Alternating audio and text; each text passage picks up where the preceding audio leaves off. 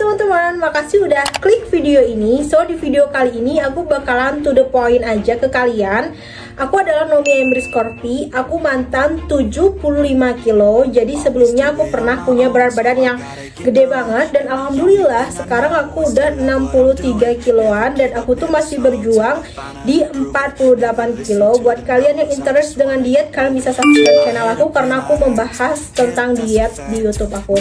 So by the way, aku diet udah bertahun-tahun lamanya. Dan aku udah kayak 3 kali gitu nyobain diet yang dari nol lagi gitu. Jadi misalkan aku dari 75 aku turun ke 52 kilo, tapi dalam tahun tertentu aku tuh naik lagi ke 70-an. Jadi aku tuh sering banget yang kayak gitu. Jadi aku sering banget gagal dan sukses dalam diet gitu. Jadi di video kali ini aku pengen sharing ke kalian gimana sih kunci untuk biar kita tuh berhasil dietnya. Gimana caranya itu orang-orang tuh bisa berhasil diet dengan berat badan yang dia impikan. Aku pribadi udah pernah berhasil diet di berat badan yang 52 kilo. Itu adalah berat badan teringan aku pada tahun 2020 lalu. Dan aku bakalan sharing di sini gimana cara aku biar mencapai itu. Ini tuh ada strateginya. Ada hal yang harus kita lakuin, ada hal yang harus kita terapkan, ada kayak kunci suksesnya gitu. Jadi aku bakalan ngasih tahu aja di video kali ini. Aku gak akan kayak sekat-sekat di poin-poin tertentu, tapi aku bakalan langsung kayak kayak secara narasinya tuh kayak udah secara satu video gitu, kayaknya nggak akan disekat-sekat gitu. Jadi aku bakalan kasih tahu rahasia yang pertama itu adalah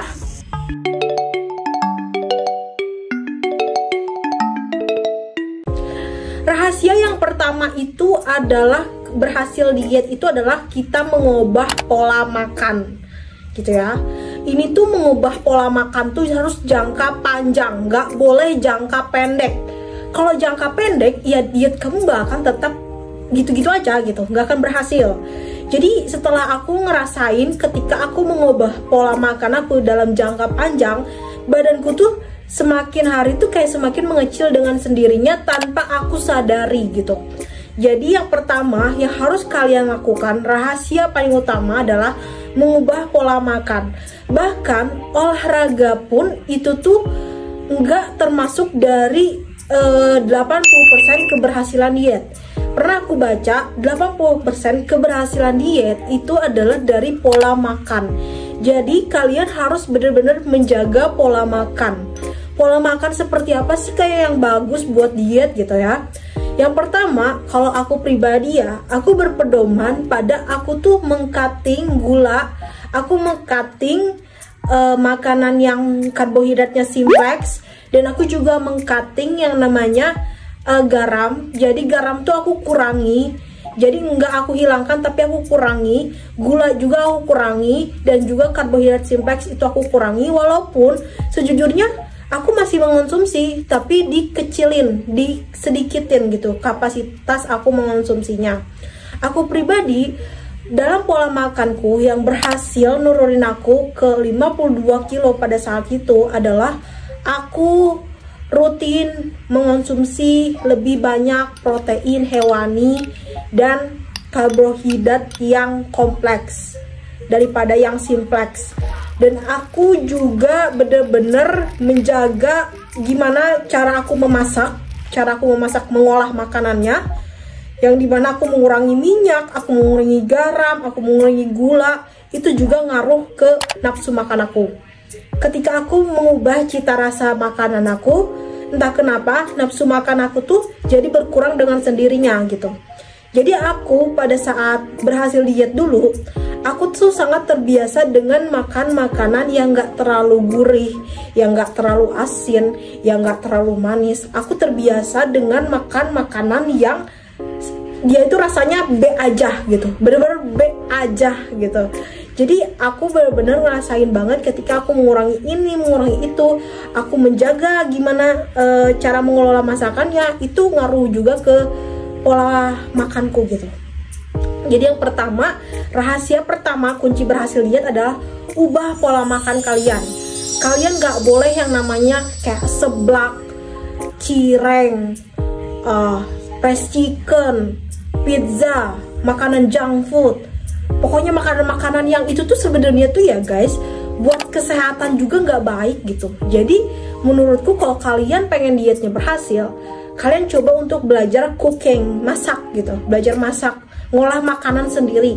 Karena dengan mengolah makanan sendiri, kita tuh jadi tahu gitu apa yang harus dikurangi, apa yang harus bagus buat diet itu harus apa aja yang harus dikurangi, apa aja yang harus kita eliminasi atau kita tambahkan kayak gitu-gitu. Jadi menurutku penting banget untuk yang namanya perhatian dulu untuk pola makan. Karena pola makan ini adalah kunci keberhasilan diet yang paling utama menurutku ya. Dari berdasarkan pengalaman yang udah aku alami, itu pola makan itu rahasia paling utama. Lanjut ke rahasia yang kedua.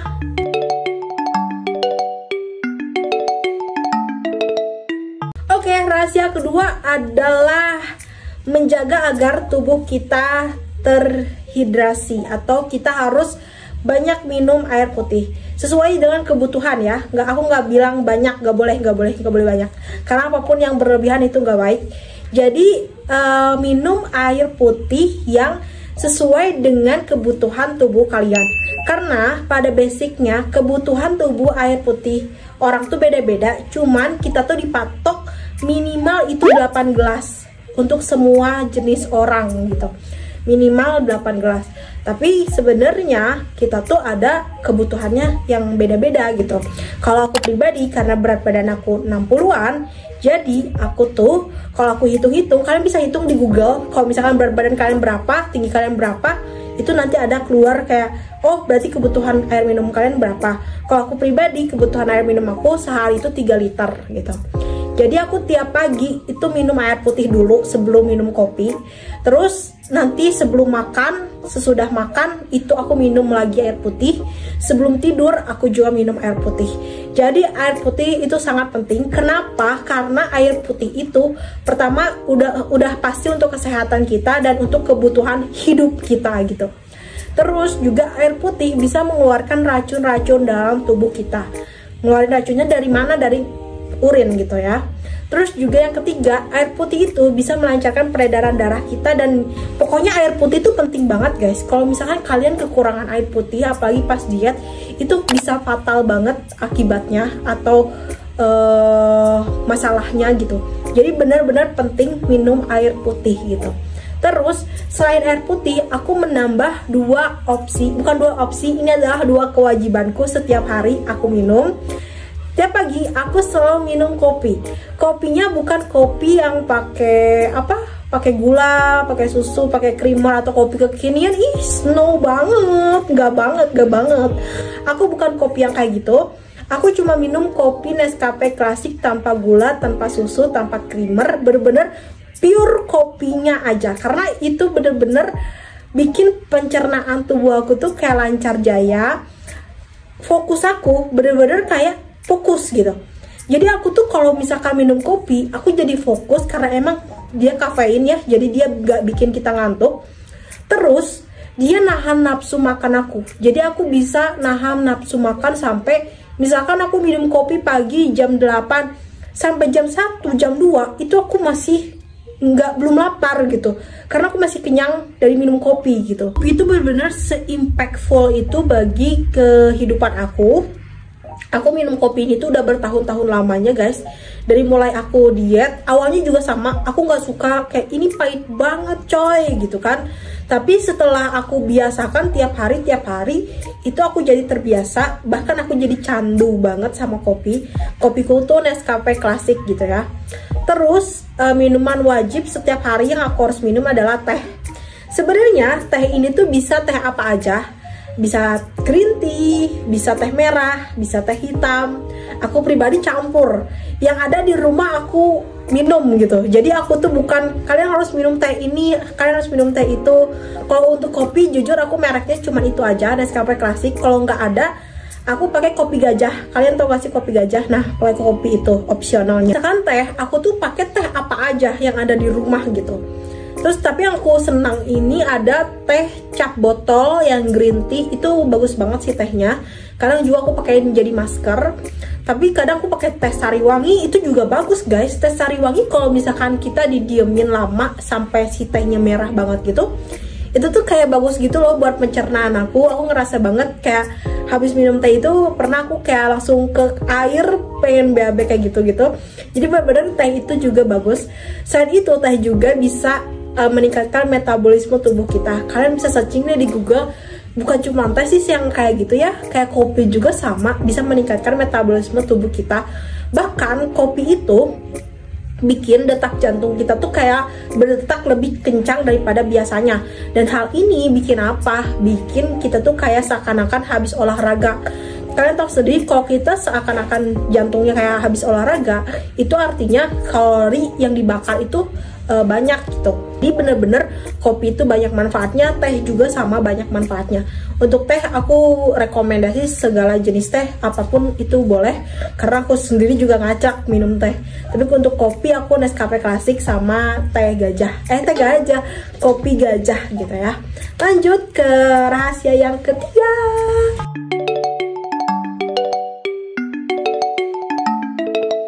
Guys, untuk rahasia yang ketiga ini adalah aktivitas tubuh. Aku nggak bilang olahraga karena jujur aku juga nggak terlalu suka olahraga. Tapi aktivitas tubuh ini berpengaruh juga terhadap cepat naiknya turun berat badan, berhasil tidaknya kamu turun berat badan. Karena kalau kamu itu mageran doang, scroll TikTok doang, nonton YouTube doang, itu nggak bergerak sama sekali, di kasur doang, itu juga akan menghambat kamu untuk bisa turun berat badannya. Karena dengan kamu tidak bergerak, itu tidak ada kalori yang keluar di tubuh kamu gitu, tidak ada cadangan energi yang kamu pakai gitu. Jadi menurutku, saranku dan bagusnya, semakin banyak kamu melakukan aktivitas tubuh, itu semakin bagus juga buat diet kamu berhasil gitu. Jadi saranku adalah kamu harus melakukan aktivitas tubuh yang bergerak gitu. Nggak boleh kamu rebahan doang, mageran doang. Karena kerasa banget di tahun 2021 lalu itu pandemi, dan aku kayak kebanyakan 80% hidupku itu rebahan dan duduk, dan ya nggak ada aktivitas tubuh yang effort gitu. Jadinya aku naik ke 75 di tahun itu. Jadi aku bener-bener ngerasa banget bahwa rebahan ini tuh bener-bener jangan menghambat banget kamu buat nurunin berat badan.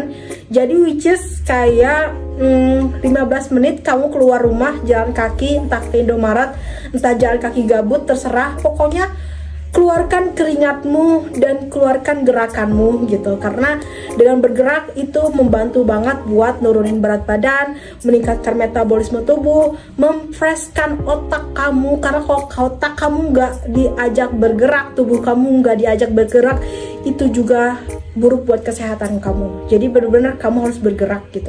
Jadi itu rahasia ketigaku, yaitu aktivitas tubuh kamu harus lakukan. Jadi selain itu juga kamu bisa kayak ngepel, nyuci piring, nyuci baju, bersihin kamar dan lain-lain gitu. Itu juga aktivitas tubuh. Jadi benar-benar kamu harus bergerak, harus banget. Kalau kamu pengen punya tubuh yang langsing gitu ya. Kalau kamu rebahan doang itu kamu bakalan naik berat badan guys, karena aku udah ngerasain sendiri gitu. Pas waktu 2021 aku kayak 80% hidupku itu rebahan, karena aku juga kan lagi stres juga waktu itu, skripsi dan lain-lain. Jadinya itu aku naik 75 gitu. Dan itu tuh bener-bener bikin aku kayak trauma banget. Aku nggak mau menghabiskan hidupku dengan rebahan gak berguna. Jadi aku keluar jalan kaki, atau nyuci baju, atau ngepel, nyuci, beresin rumah kayak gitu. Pokoknya aktivitas tubuh yang bergerak gitu. So itu dia adalah 3 rahasia biar diet kamu berhasil. Ini udah aku alamin. Aku diet itu ya guys ya, kalau kalian pengen tahu ada sejarahnya di YouTube aku, kalian bisa subscribe aja channel aku. Aku diet dari 2017, dari 2017, tapi itu nggak aku bikinin YouTube. Ke 2019 itu aku udah mulai ada hasilnya dari dietku. Itu aku turun ke 60 kiloan dari 75 gitu ya. 2019 sampai sekarang 2024 aku masih diet dan aku masih berjuang di 48 kilo. So buat kalian yang sama-sama kita berjuang, subscribe channel aku, like dan komen. Bye bye.